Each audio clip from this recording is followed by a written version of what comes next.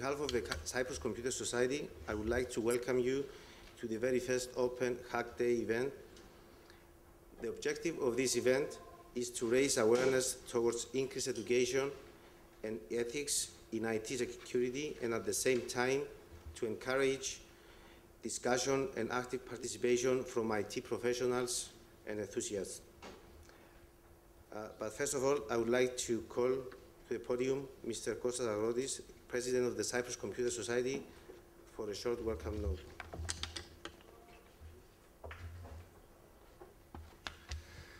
Ευχαριστώ. Αγαπητές φίλες και αγαπητοί φίλοι, να μου επιτρέψετε και εμένα με τη σειρά μου να απευθύνω σύντομο χαιρετισμό εκ μέρους του Διοικητικού Συμβουλίου του Κυπριακού Συνδέσμου Πληροφορικής. Θα ήθελα να συγχαρώ όλη την ομάδα διοργάνωσης που είναι και η ομάδα του InfoSec και επίσης να ευχαριστήσω και το Πανεπιστήμιο Λευκωσίας που στηρίζει την προσπάθεια του Κυπριακού Συνδέσμου Πληροφορικής. Ο Κυπριακός Σύνδεσμος Πληροφορικής είναι επιστημονικός και επαγγελματικός σύνδεσμος μη κερδοσκοπικού χαρακτήρα που εκπροσωπεί τους επαγγελματίες πληροφορικής και επικοινωνιών στην Κύπρο. Αγαπητοί μου, ο Κυπριακός Σύνδεσμος Πληροφορικής είναι ο κατεξοχήν σύνδεσμος των επιστημόνων της πληροφορικής και των επικοινωνιών στην Κύπρο, με μέλη πέραν των 900, ο οποίος δραστηριοποιείται σε όλο το φάσμα της πληροφορικής. Όραμα του συνδέσμου μας είναι όπως καταστεί ο ηγετικός, ανεξάρτητος φορέας προαγωγής, ανάπτυξης και εφαρμογής της κοινωνίας της πληροφορίας και της γνώσης προς όφελος της κυπριακής κοινωνίας και των μελών του.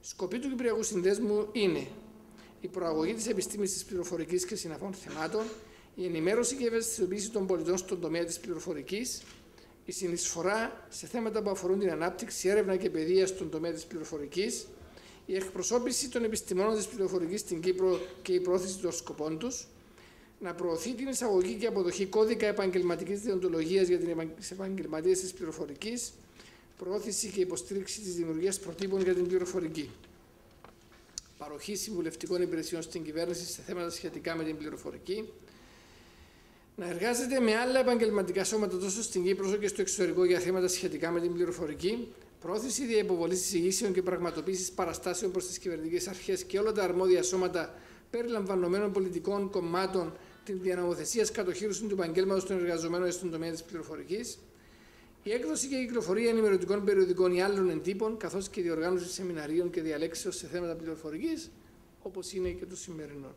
Ειδικότερα, ο Κυπριακός Σύνδεσμος Πληροφορικής δραστηριοποιείται στον τομέα της εκπαίδευσης μέσω του ECTL, στον τομέα της επιμόρφωσης με εξειδικευμένα σεμινάρια σε θέματα πληροφορικής, στον τομέα της διάχυσης της τεχνολογίας με ενημερωτικές ημερίδες και εξειδικευμένες δράσεις, στον τομέα της ευαισθητοποίησης της κοινωνίας σε θέματα των τεχνολογιών των επικοινωνιών και της πληροφορικής, στον τομέα της πρόθεσης της κοινωνίας της πληροφορίας, όπου ο σύνδεσμος μας πρωτοπόρησε με παρεμβάσεις σε όλες τις κατά καιρούς κυβερνήσεις και που τώρα συμμετέχει στη Συμβουλευτική Επιτροπή για την Κοινωνία της Πληροφορίας.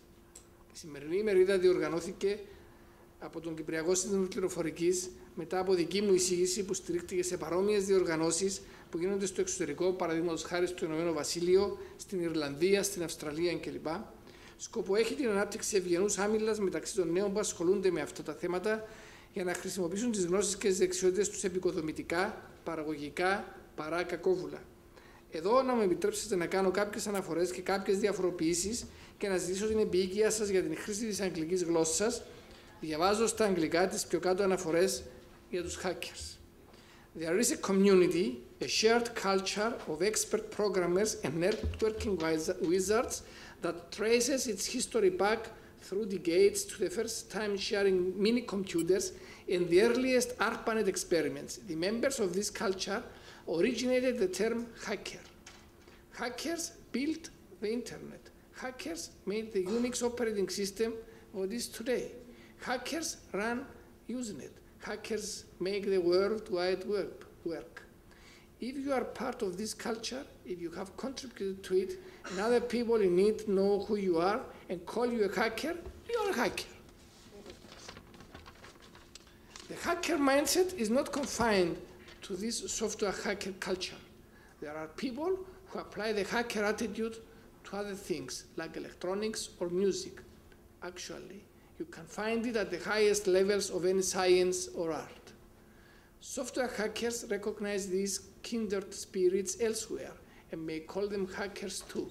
And some claim that the hacker nature is really independent of the particular medium the hacker works in. There is another group of people who loudly call themselves hackers, but aren't. These are people who get a kick out of breaking into computers and freaking the phone system. Real hackers call those people crackers and want nothing to do with them. Real hackers mostly think crackers are lazy, irresponsible, and not very bright, and object that being able to break security doesn't make you a hacker anymore, than being able to hotwire cars makes you an automotive engineer. Unfortunately, many journalists and writers have been fooled into using the word hacker to describe crackers. This irritates real hackers no end. The basic difference is this: hackers build things, crackers break them. Hackers solve problems and build things, and they believe in freedom and voluntary mutual help. To be accepted as a hacker, you have to behave as though you have this kind of attitude yourself. And to behave as though you have the attitude, you have to really believe the attitude. But if you think of cultivating hacker attitudes as just a way to gain acceptance in the culture, you will miss the point. Becoming the kind of person who believes these things is important for you, for helping you learn and keeping you motivated. As with all creative arts, the most effective way to become a master is to imitate the mindset of masters. Not just intellectually, but emotionally as well. Από τα πιο πάνω, θα έχετε ήδη καταλάβει ότι οι hackers είναι οι καλοί στο παιχνίδι αυτό και οι crackers είναι οι κακοί, οι οποίοι όμως αρέσκονται να ντύνονται των μαντίων του καλού. Πολλά χαρακτηριστικά είναι κοινά, παραδείγματος χάριν το βάθος των γνώσεων που απαιτούνται και οι δεξιότητες. Διαφέρουν όμως το χαρακτήρα στους σκοπούς και στους στόχους. Ακριβώς για αυτούς τους λόγους διοργανώνονται αυτού του είδους οι ημερίδες. Για να αποκοινήσουν τους νέους που ανήκουν σε αυτές τις κατηγορίες προς τη σωστή και παραγωγική πλευρά από τη μια, αλλά και να δημιουργήσουν τις απαραίτητες άμυνες στην κοινωνία μας για αντιμετώπιση των ολοένα και αυξανόμενων οργανωμένων συνόλων crackers που αυτοαποκαλούνται hackers. Τελειώνοντας, θα ήθελα ακόμα μια φορά να ευχηθώ καλή επιτυχία στις εργασίες της ημερίδας αυτής και να συγχαρώ όλους όσοι συνέβαλαν στην πραγματοποίηση της. Ευχαριστώ.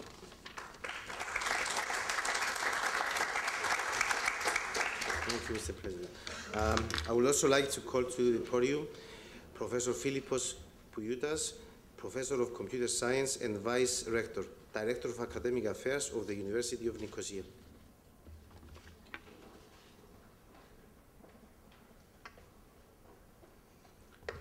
Να σας καλωσορίσω και εγώ με τη σειρά μου στο Πανεπιστήμιο μας. Θα είμαι πολύ σύντομος και η ομιλία μου είναι στα αγγλικά, οπότε θα είμαι πάρα πολύ σύντομος. Dear all, on behalf of the University of Nicosia, I would like to thank you for being here and welcome you to this extremely interesting and useful event. I would like to thank all the speakers for their talks, which I'm sure you'll find very interesting and useful.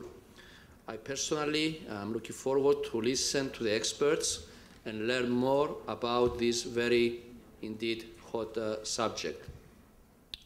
I would like also to thank the organizers and co-organizers of this event, the Cyprus Computer Society and Cyprus InfoSec, and also Kyriakos Georgiou for taking the initiative and bringing this event to our university. In today's information society, information security and authorized access to data is of paramount importance. Personal and professional data is widely stored in every kind of storage device, from USB to hard disks, servers, local area networks, etc. The wide use of the internet, social and professional networks, cloud computing, etc. means that data can be stored and processing can take place geographically far away from the consumer of the requested information.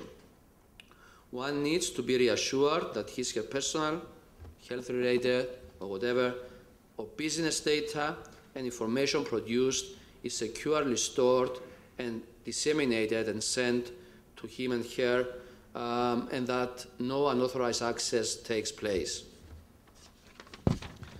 The more ICT advances, the more the danger to access to unauthorized data is.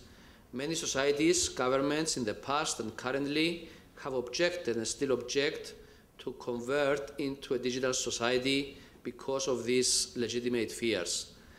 ICT professionals have to convince the policymakers that if the society is to really become an information society, those fears should not exist. Research work in information security can thus be the catalyst of these fears and one of the driving forces in moving further into the digital era. Our university and the Department of Computer Science is actually very actively involved in such research. We have 2 or 3 researchers very actively involved in the area of information security. And this event and similar events can give the forum for academia and industry to come closer together and collaborate in not only in this area, but in general in the area of informatics or in any other area. This is very important. The Bologna Process Directives for reforming higher education in Europe focus on the close collaboration between academia and industry, and therefore we look forward in building closer links with the industry and the experts that are outside the academia.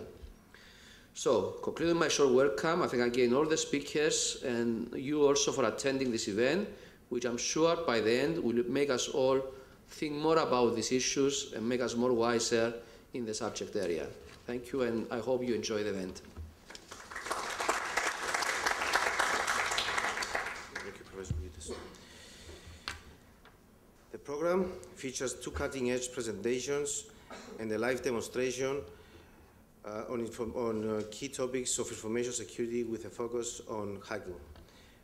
For the first presentation, I have the pleasure of welcoming Dr. Mike Chang of KPMG Netherlands, who will focus on the emerging and quite interesting topic on cloud computing and the security elements surrounding it.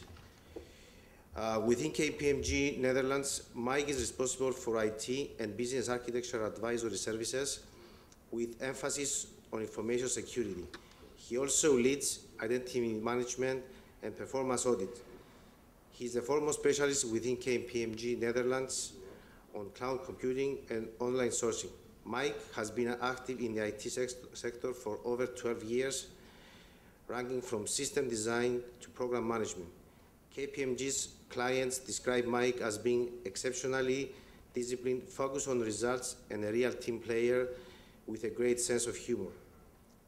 Mike has worked for T-Mobile and the Deutsche Telekom AG before joining KPMG. Mike publishes frequently on various IT topics and teaches IT architecture at several universities.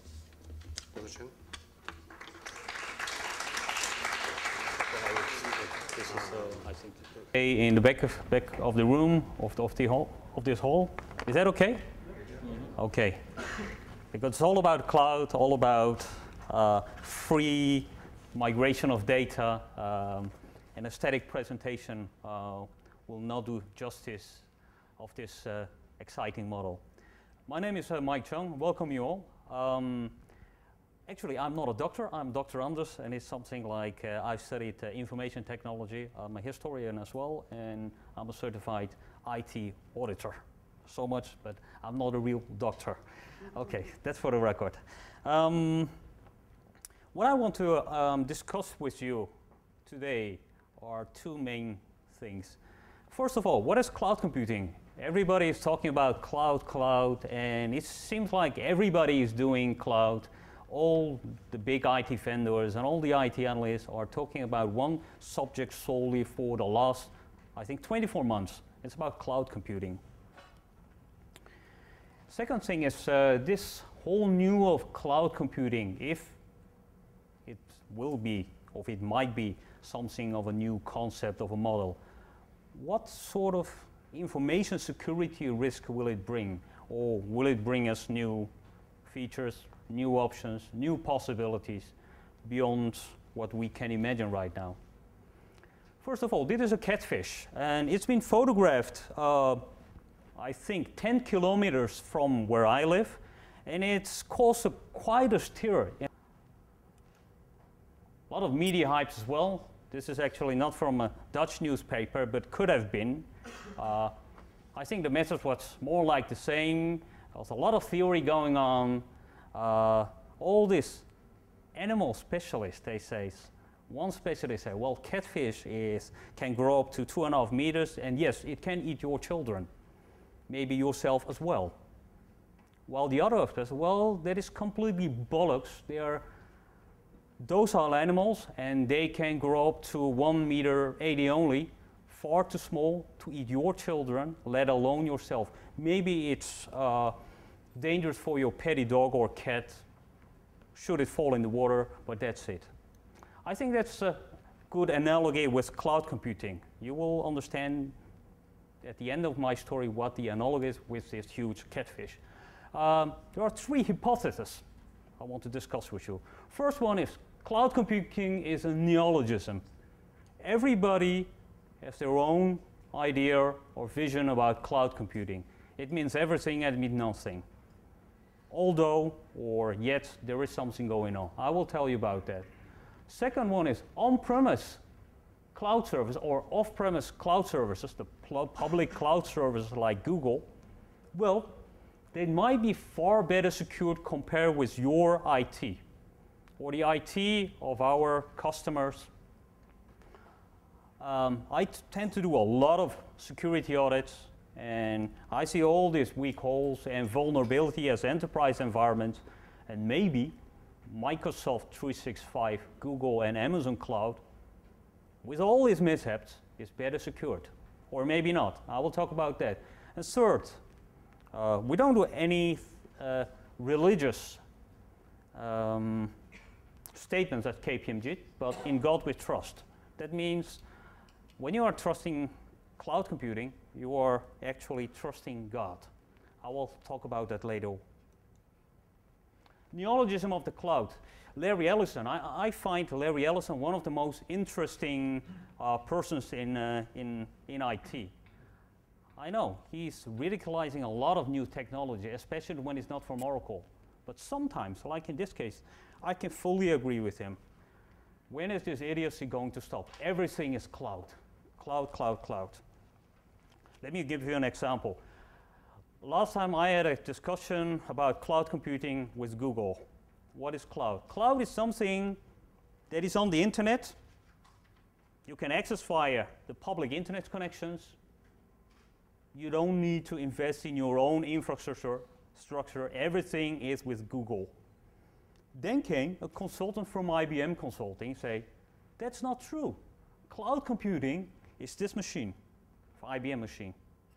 You can put this in your rack, in your own data center, and you can build your own cloud, private cloud. That is cloud computing. When I asked him, and with Google guy, what is Google then?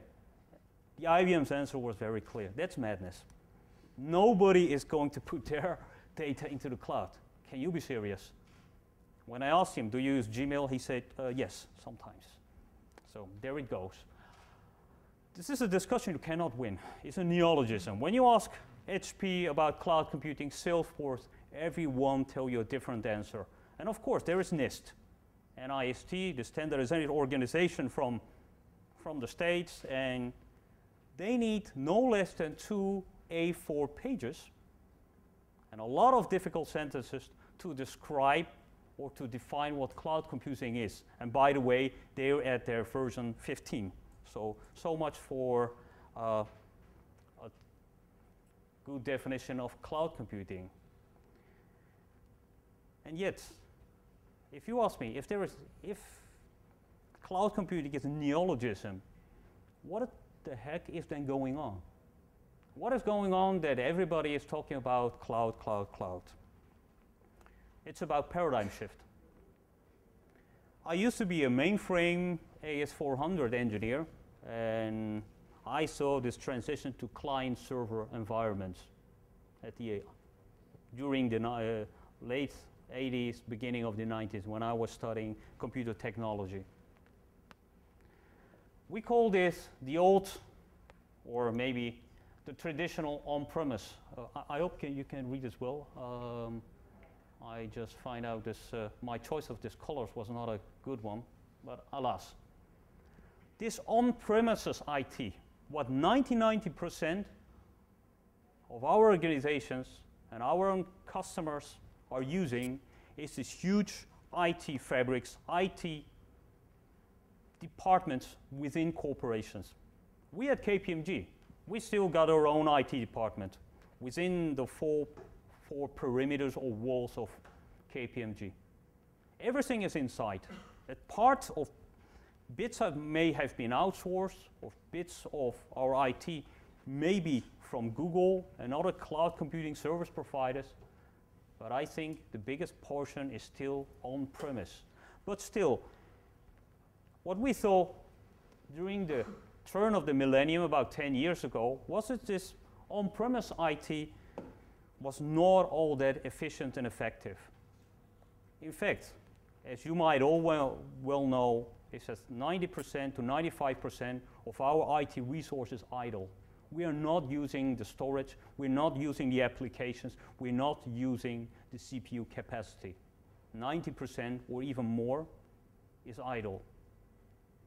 So what we saw in Western Europe and the United States is concentration, commoditization, centralization, standardization of IT. We had this whole wave of portfolio management and standardization of IT. You all know this example of Microsoft unless policies, or SAP or unless policies, even Linux, Red Hat unless policies.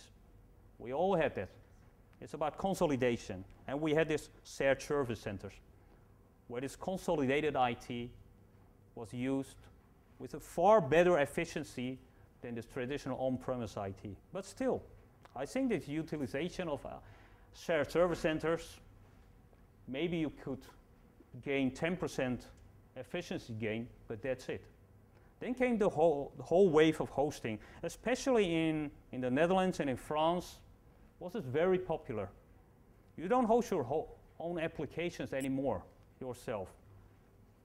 You host it at a specialized party who can do it far more effectively and efficiently than you could ever imagine. And then came the wave of outsourcing. First, to specialized companies like Accentures and Centrix, Capgeminis, and then to low-wage countries like China, India, and Brazil. And when we are talking about cloud computing, it can be seen as a next stage. But what the industry is talking about, when the industry is talking about cloud computing, they mean everything from shared service centers to outsourcing. That is what they call cloud computing. Maybe IBM is referring to hosting. When I asked this IBM guy, what you are talking about is internal cloud. It sounds exactly the same as a shared service center. And then he said, Mike, you're right. It is a shared service center, but we call it cloud, otherwise we can't sell it. So there is a commercial proposition to this as well. What's the new proposition then? I think it is up to the likes of Salesforce.com, Google, Amazon, Terramark, NetSuite, and that kind of players. Then what is the distinctive feature compared with all this? Because you see, this is this paradigm shift, this slow paradigm shift towards something called cloud computing. And I've got a good what we call 1-0 infinity concept. 0-1 infinity concept. What do I mean with 0-1 infinity concept? By the way, it is not my invention. It is when you look on the YouTube, there were a lot of bits of Peter Coffey, Director of Platform Services. He actually invented this very nice concept. 0 means zero infrastructure. You don't have your own infrastructure or your software or your hardware at your premises.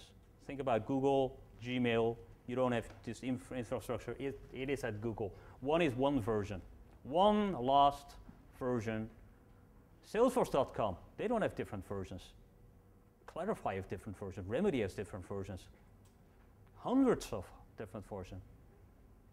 Google, Amazon, well, maybe Amazon is not a very good example. NetSuite, they all got one working versions, and the infinity stands for infinite flexibility. You can use it on demand.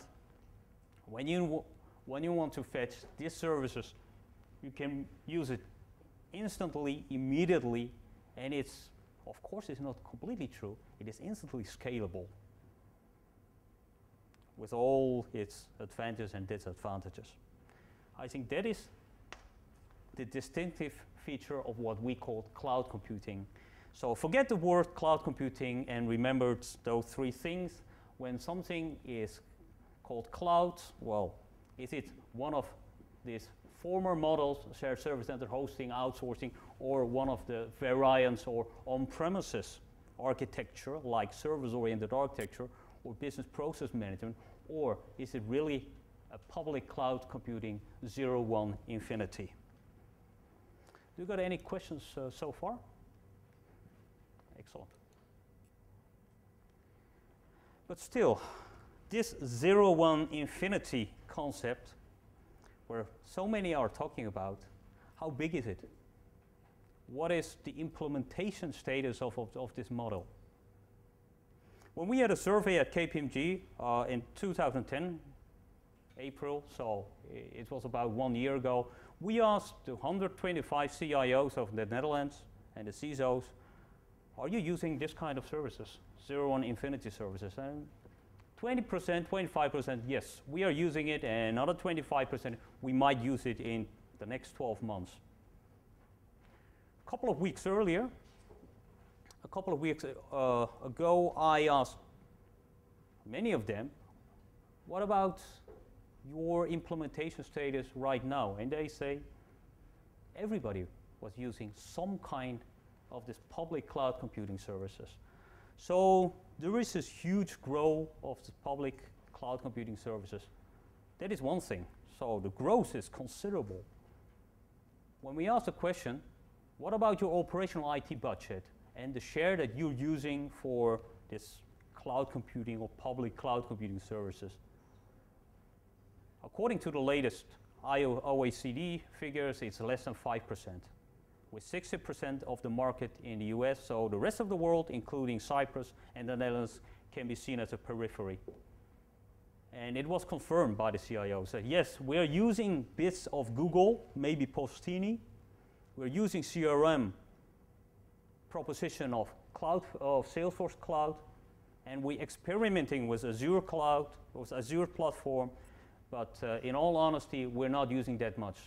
It will grow. This portion will grow. But at this moment, the cloud computing's adoption rate is marginal.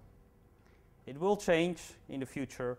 And I've got this betting going on with Google, CIO of Google Netherlands. And he said, Mike, by 2015, more than 50% of the operational IT budget will be spent on this model. I said, I'm a little bit cautious by nature. I said, I believe you, but I think it will be 2020. Okay, we bet a very good a bottle of wine on that. So let's see what the future will bring. But it is clear that the future mode of operation will be a hybrid IT. What do I mean with a hybrid IT? It's not about hybrid cloud, because nobody's really has succeeded in explaining what exactly a hybrid cloud is, but hybrid environment is a large chunk of IT as we know it, and I can reassure you that will be on-premise for the time being. For the next 5 years, don't let the analysts or Google's, Salesforce's, Amazon's fool you. The biggest chunk of IT will be still within the 4 big walls of enterprises. But part will be outsourced, maybe to India, maybe to Eastern Europe, maybe to Greece. Some will be fetched from external private cloud. That means you got a little piece of your own IT, and it's very much like hosting at Terramark or EMC or Rackspace, and bigger chunks of your IT will be moved to the external cloud of Google, to Microsoft 365-like solutions, and there are a lot of more cloud-like solutions on the way. I think that will be the future. So what about security? On the one hand, you don't have to worry that much. Cloud computing is still marginal. It is, and it will take years ahead until it will become a major factor in IT. But still, its growth rate, according to Gartner, but also it's been confirmed by IDCs and Forrester, you name it, is growing between 20 to 40% per year. 40%, wow, that means doubling of its portion within 2 years. I think then we're talking about something serious. So this is something that will grow in its importance. What about the security? So one of my initial hypotheses, was that cloud computing, public variant of cloud computing, might be better than your own security. So it is true. To have everything clear, I assume that most of you are very familiar with information security, right? This is the Hack conference, after all. This slide I use what I'm talking about when I'm talking about information security. I hope I can skip this one, unless there are questions. Okay. I was talking to Salesforce.com, and Salesforce.com's platform director told me, Mike, we have to deal with all the sum of fears of our customers. So we have to outmatch their security solutions. Our security must be far superior to their security, unless the customer won't do business with us. One big leak at Salesforce.com, when the customer's data leaks out, then we are out of business, and I believe him. But still, when we are asking, and this is from the same survey that we did last year, April, what does the CIO, the average CIO, thinks? Well, they think completely differently. Because security issues and the legal issues, and especially the security issues with an overwhelming 80%, are one of the blocking issues to adapt cloud computing, or the public variant of cloud computing. So the average CIO, CISO, but it also counts for the CIO, CEO, or the decision maker in the corporation, they think security issues are paramount in the cloud. And they have reason to believe so, because you all know this recent Amazon Electric Cloud 2 crash, which lasted for more than 3 days, which was, by the way, caused by human error, but some of customers' data was compromised. I think that was not only a media-hyped incident, but a very serious incident in reality as well. A couple of websites, commercial websites, could not do business with their customer for 3 or 4 days. And we are talking about the loss of millions and millions of dollars. Salesforce.com was down for more than 4 hours. And of course, Salesforce.com said, data was not compromised, so we're not talking about security. I think that's wrong. That's where Salesforce.com went wrong, because availability is one of the quality aspects of security, as you might know. And I can go on with other examples, on and on and on. I'm sure you've heard rumors and real life stories about security incidents in the cloud. So they've got all the reason to believe so. What's the reason that so many people are afraid? Let me give you another comparison. The comparison between cloud computing and cloud computing providers are very few in numbers. Remember that, very few in numbers. It's all about economies of scale, big companies, and we're even talking about the big four of cloud computing, namely Google, Salesforce.com, Microsoft, very strange with their cloud computing propositions, and Amazon, Salesforce, Google, and Microsoft. These are the big four of cloud computing.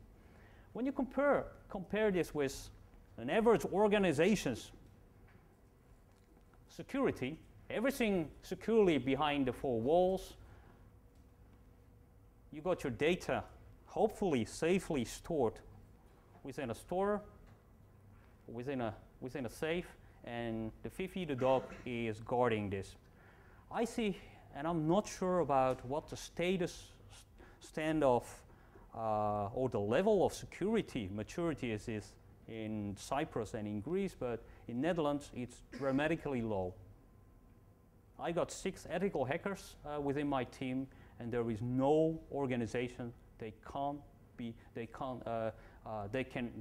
withhold their attacks. And believe me, it's that simple. If you are interested, I can talk about this after this meeting, because I've, of course, have some very nice real-life examples of that.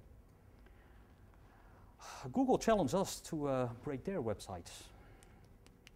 And they promised me no less than 100,000 euros if we could succeed. We tried and we tried, and we tried it with our brightest minds, and these guys are really good. They're from the best universities. They are leading the HackNet and the Black Hat sessions at the Netherlands. They're real good guys. They were not able to hack even one single instance of Google. And of course, Google is like a bank. It has got a professional organization that outmatches our professional organization. They've got security people hired in with salaries and with centralization of knowledge that no Fifi the dog can match.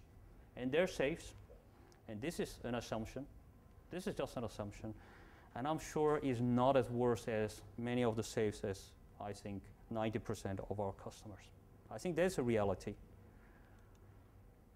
Then why so much fuss about this security if Google is much more secure and Salesforce.com is much more secure? It's about 3 things. First thing is loss of control.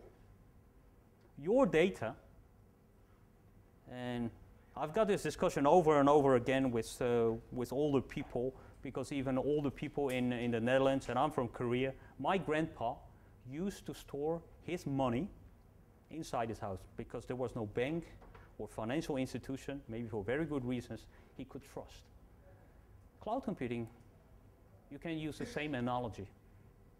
It is off-premise, the infrastructure that you are managing, the storage device that you are owning is not with you anymore. It's like a psychological gap, but this psychological gap is something that cannot be ignored, off-premise nature. The second one is multi-tenancy, and that's the tricky one.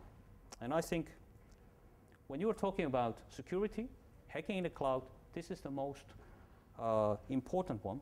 Even the public, even the private variant, external private variant of cloud computing does have some kind of multi-tenancy. Multi-tenancy means with sharing of resources with other users and other organizations. Maybe even with your competitors. Maybe with University of Cyprus, in my case, maybe with PwC and Deloitte. That's a scary thought. Sometimes it's on the level of facilities, so you share the same physical facilities, air conditioning. Many times it's on the same rack, many times it's on the same server because it's virtualized for the most part. Sometimes it's also on the level of databases like Salesforce.com, and it goes further, even on the level of schemas you're sharing. Separation on the fields level. It is extremely efficient and cost efficient, so it is relatively cheap. That's the reason why cloud computing can be offered for such low prices, but very scary thought. I will will focus on this subject later during my presentation. And the third one, that's a very blurry one, is the use of the public internet. We are using the internet for so many things for so many years, but with cloud computing, our usage of the public internet will increase dramatically. It is not so much about the dangers on the public internet, because of course there are many technologies, many ways to secure your network connections. That's not a problem. There are twofold problems. One is of legal issue. Who is responsible for the public internet? Bits of internet, they've got owners, but big chunks of the internet, big parts of internet, they've got no owners. There's a lot of legal issues with that. And the other one is with public internet is the scarcity of the bandwidth. Not sure, are you bumping into problem with bandwidth scarcity in Cyprus as well? Because in Holland, this is a new phenomenon. Until 2 years ago, everybody thought that bandwidth was abundant. Everybody could go to the network, to the internet, and use it for YouTube, whatever, for cloud computing solutions, file sharing, you name it, we could use it. It was affluent. Now it's changing, and it's changing in a very comic way, because network owners, the guys who should be digging these networks, they are reluctant to invest, because they say, for years we were investing in these networks and we couldn't make that much money out of our properties, and now, since it's becoming a scarcity, people tend to pay more for the same bandwidth. Think about that. They say we have no reason to invest more in this network, because when it's scarce, people will pay more for this. But when you are doing cloud computing and using more of these public internet facilities, yes, it might become a very serious issue. So again, cloud computing itself, it's very gradual change from the old or the traditional on-premises IT to this 0-1 infinity model, and that's about these three things. Please try to think about these three things: on-premise to off-premise, so not within your own premises, but to the premises of service provider. Second one is this multi-tenancy, and that's a keyword for cloud computing. And third one is the use of the public internet as the primary infrastructure. Then about the specific security challenges. What are the security challenges in general?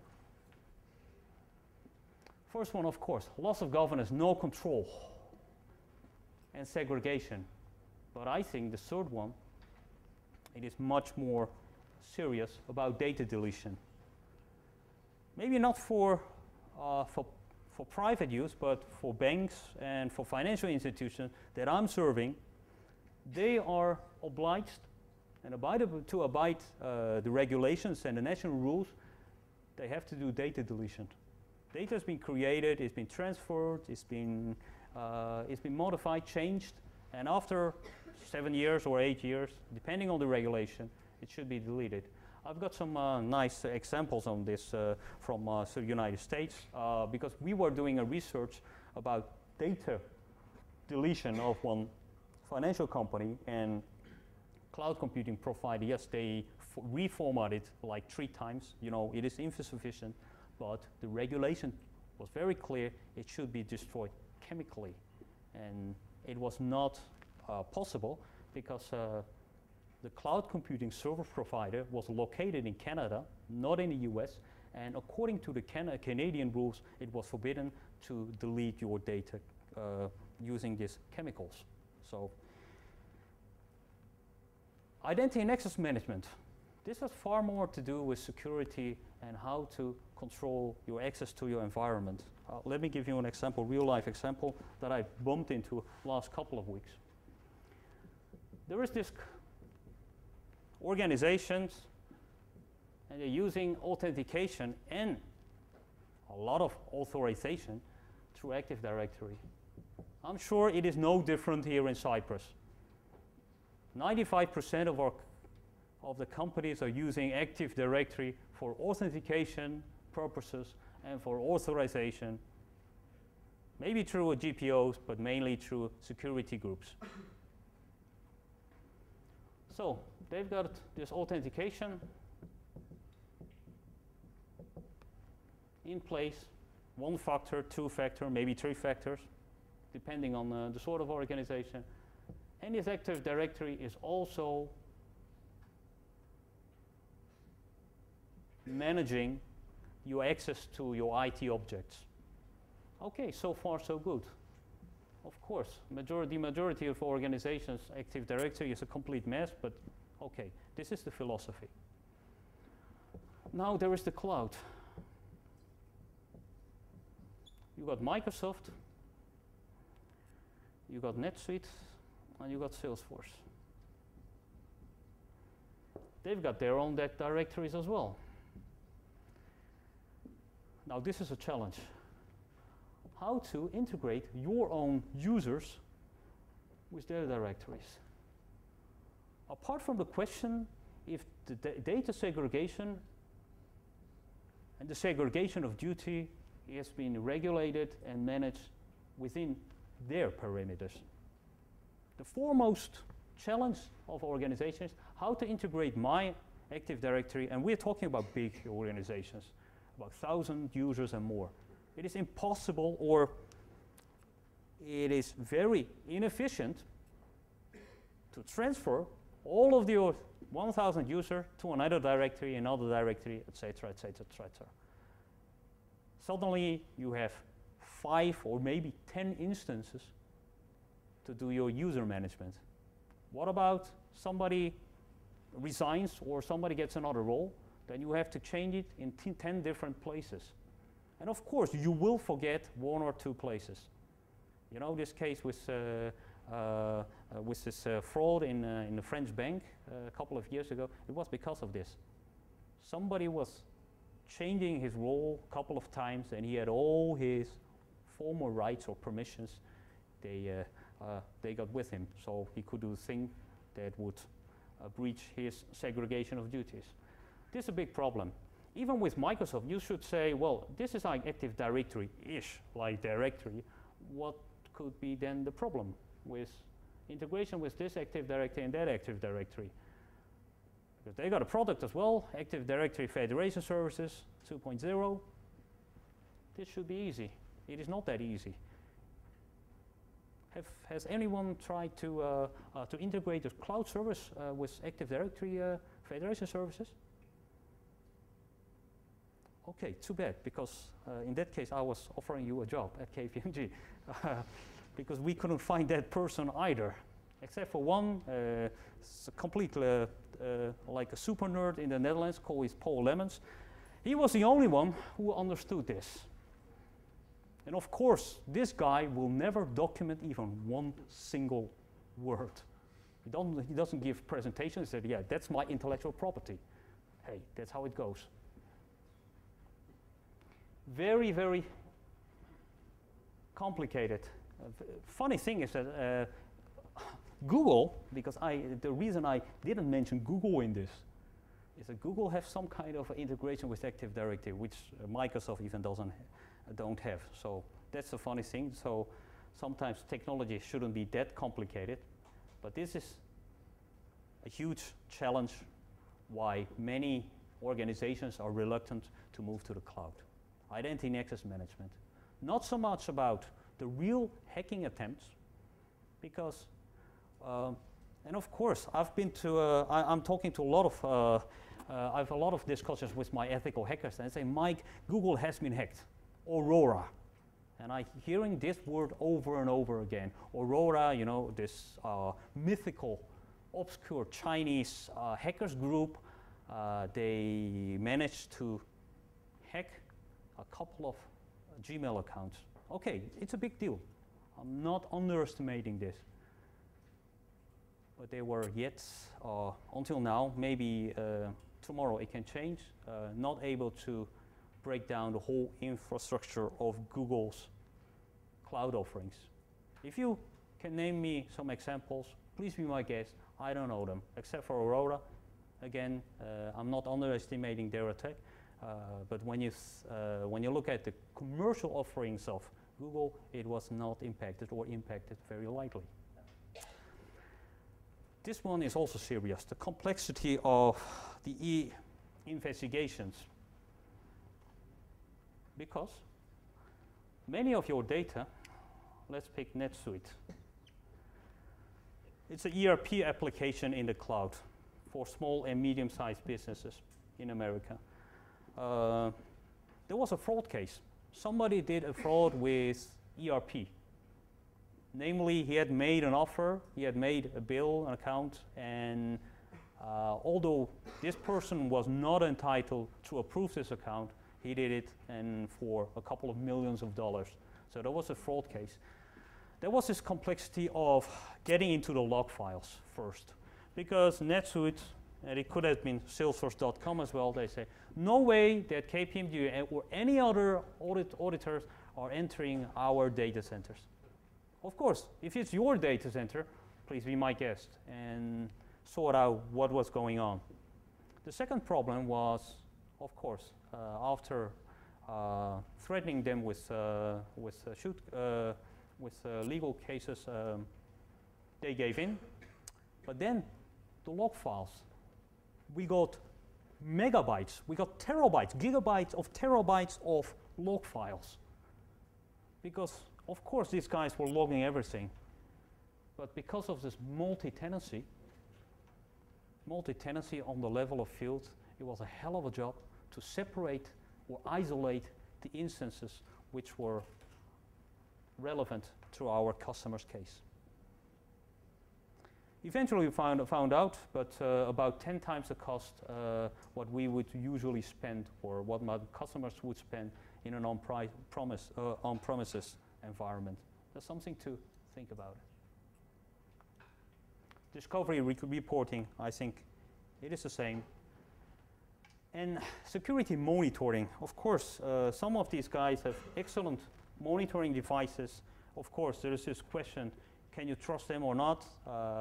Is what they are reporting according to reality? Does it reflect reality? But I think that's the same as with outsourcing with shared services centers. I will come back on that later about trust. Virtualization, that's a nice one. Because virtualization, when we are talking about technology, and I always say there are three core technologies of cloud computing. First one is virtualization. Without virtualization, you will not be able to gain this level of efficiency. Second one is data segregation and data isolation. A little bit like identity and access management, but on the premises of the cloud provider. And third one is web services. Let's focus on virtualization. When you're talking about virtualization, and I know VMware and Microsoft are not happy when hearing these stories, but of course virtualization has its own weaknesses. I will mention you three of these weaknesses. I'm sure you can come up with more, but I think the major issues with virtualization is single point of failure. When you can break into the hypervisor or VMM, then you are breaking into the entire environment. I'm not naming names, but one of these big guys, they told us our biggest fear is not about clogging of the internet, not about hacking to our websites, it's about hacking on the virtual machine or on the hypervisor or virtual machine monitor. When you can gain access to that, then we are really, really screwed. And of course, they've got several instances. Even the huge data center of Microsoft at or Irish compound, they got several instances. So when you are attacking one instance, okay, you can do damage to 1,000 servers, major impact, but not to all of their 10 or 100,000 servers. The second one is traffic between your virtual machine here and an instance here at Amazon. Who is managing this traffic? Sometimes this traffic you wouldn't like to manage, but for especially the financial institutions, it's a very sensitive issue. And the third one is data separation. Again, different physical resources, what you had, becomes one virtual resource. When they're within your own compound, your own premises, it is controllable. What if some of them are in your own premises and some of them are on the virtual machines on Amazon.com? I think that are the biggest challenges. And I'm sure you can come up with risks or hacking attempts far better than I could do. Do you got any questions about specific threats and security threats according to cloud computing? Okay. I was talking about in God we trust. Not exactly, and I'm not putting myself on the same level as any deity, but auditors, an accounting firm has a role in this. Since you are not auditors, I will go fastly through this slide, but remember this. For the basis trust, you need at least 3 things. First one is reputation. You need to have a good reputation as a company that your security is okay. That is something that the companies can do. I think Google has a pretty okay track record, and Amazon, okay. They had some mishaps last April for 3 or 4 days because of a data center outage in Virginia, but they've still got the reputation. I'm not familiar with any customers that terminated their services with Amazon. Alas, of course, they was complaining a lot, but the reputation is solid, I think. Second one is guarantee.